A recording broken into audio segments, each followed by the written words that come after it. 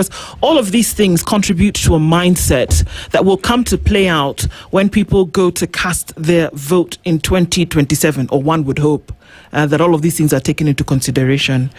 One of the issues that has come out for a lot of people clearly is that there is lack of knowledge about the things that should actually be happening in country when it comes to state officers and possibly elected officials. The Speaker of the National Assembly was very busy this past weekend talking about garnering support for 2032 for himself. Unless I heard him wrongly. Yes. Garnering support for himself in 2032. Last I checked, he is not in a position whereby he can be politicking for anything because he's got a job to do. Does this paint a picture of where Kenya is at the moment when certain things just seem to go?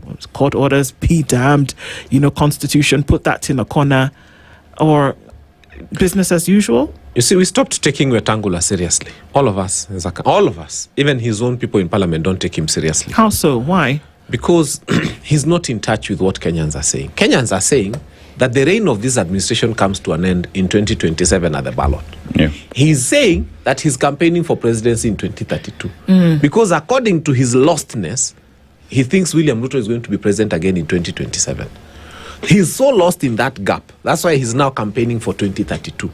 Because to him, it's a foregone conclusion. He thinks that William Ruto will win again in 2027. So, and we are telling him he's lost it.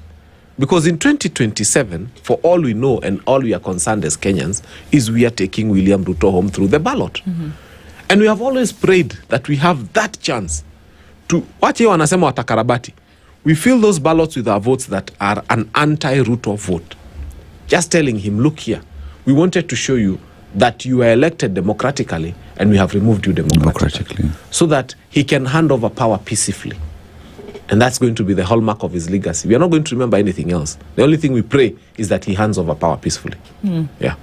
So so beyond the what you call disillusionment, should this actually be happening? We don't because somebody welcomed him when he was out having this conversation with I don't know how many numbers of sectors of people.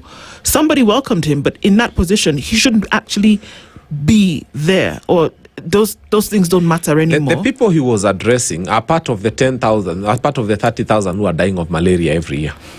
The people he was addressing are part of the ones whose children are in congested classrooms. The people he was addressing are part of the ones who've been given 95 shillings as capitation for school.